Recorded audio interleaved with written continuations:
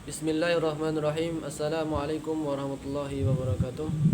Alhamdulillahirabbil alamin. Puji syukur atas kehadiran Allah Subhanahu wa taala yang mana berkat Dia jualah kita masih diberikan nikmat kesehatan, nikmat kesempatan dan nikmat iman sampai pada hari ini. Dan semoga kita semua masih dalam lindungan Allah Subhanahu wa taala. Salawat berikan kata mutiara salam tidak lupa pula kita hadiahkan kepada pucuk junjungan umat yakninya arwah Nabi besar Muhammad sallallahu alaihi wasallam dengan mengucapkan Allahumma salli ala Muhammad wa ala ali Muhammad. Yang sama-sama kita hormati dosen pengampu psikologi umum Bapak Anggi Dharma SPD MPD.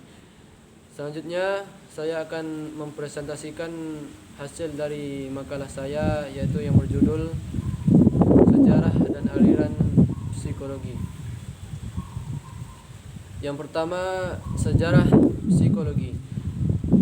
Dilihat dari sejarah, psikologi sudah berkembang sejak berabad-abad yang lalu bahkan sebelum Masehi sampai sekarang ini. Ini dilihat dari sejarah bahwa psikologi yang dimaksud pembahasan tentang jiwa manusia. Bahkan di dalam kitab setiap agama kita akan mendapati istilah psikologi. Sehingga sejarah psikologi bisa dilihat dari sudut ini pula, bahwa ilmu psikologi modern tidak bisa dipisahkan dengan sejarahnya di filsafat. Sehingga sebagai ahli bahwa psikologi berkembang dari ilmu filsafat yang memisahkan diri sebagai ilmu mandiri.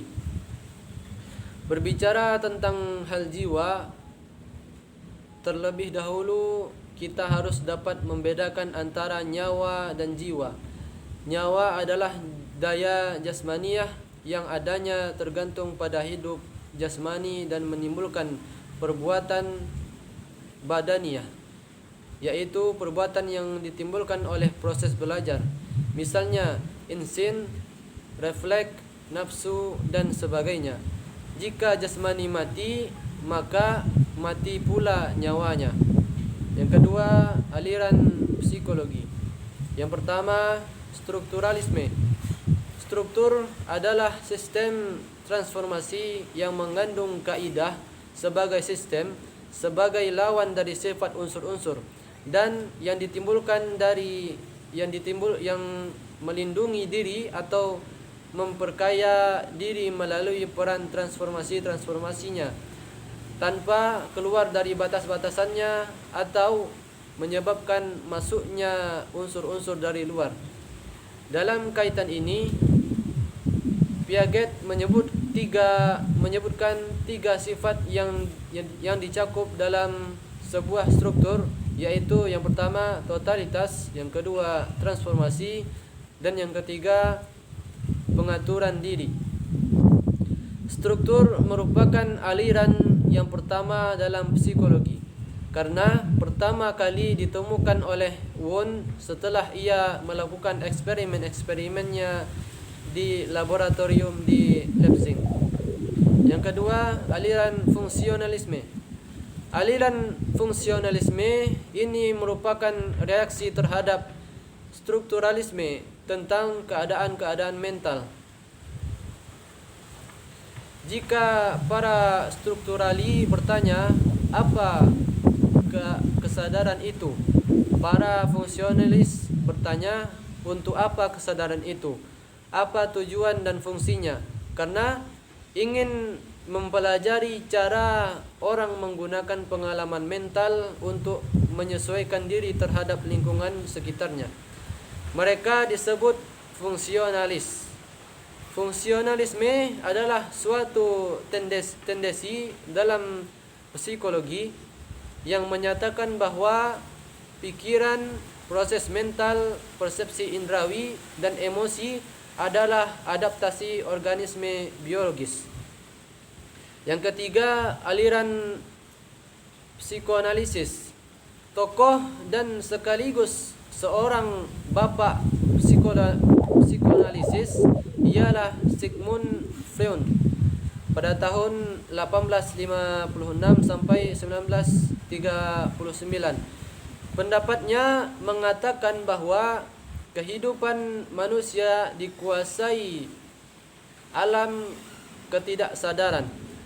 Freud mengemukakan bahwa proses tidak sadar manusia meliputi pikiran, perasaan takut, dan keinginan yang tidak disadari seseorang, tetapi mempengaruhi perilakunya. Lahirnya aliran psikoanalis dalam dunia psikologi oleh para ahli psikologi sering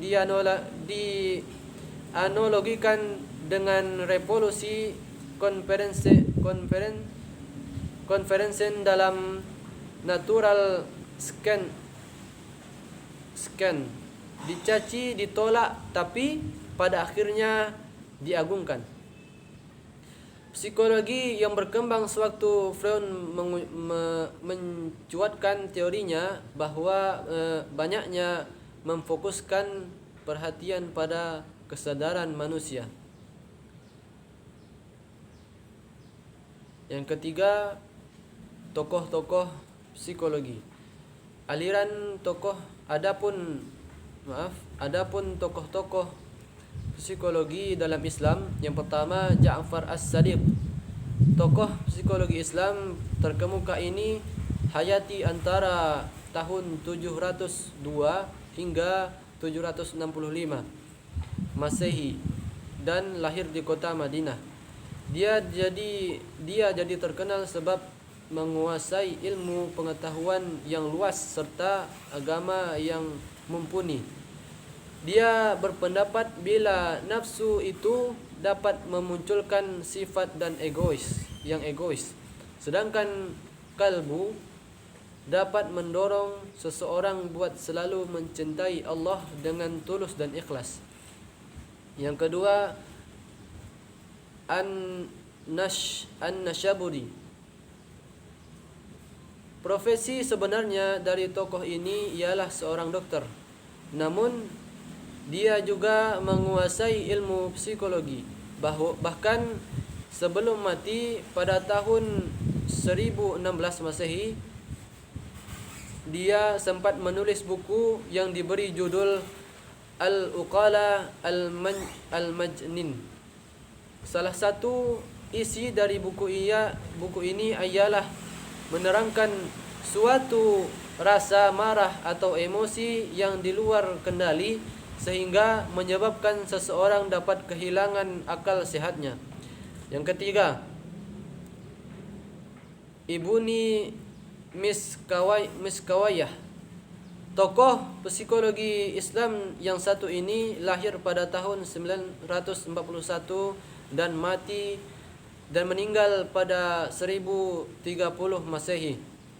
Dia menulis buku tentang interaksi rasa takut dan kematian dengan moralitas. Dia mengajak masyarakat buat selalu menyukai kegiatan sedekah atau derma dan mau menjalankan kewajiban membayar zakat sebagai wahana buat mensucikan harta. Yang keempat, Al-Ghazali merupakan seorang filosof dan teolog Muslim yang berasal dari Persia. Karyanya yang terkenal adalah Ihya Ulumuddin, yaitu kebangkitan ilmu-ilmu agama. Karya ini memberi sumbangan besar dalam kehidupan masyarakat.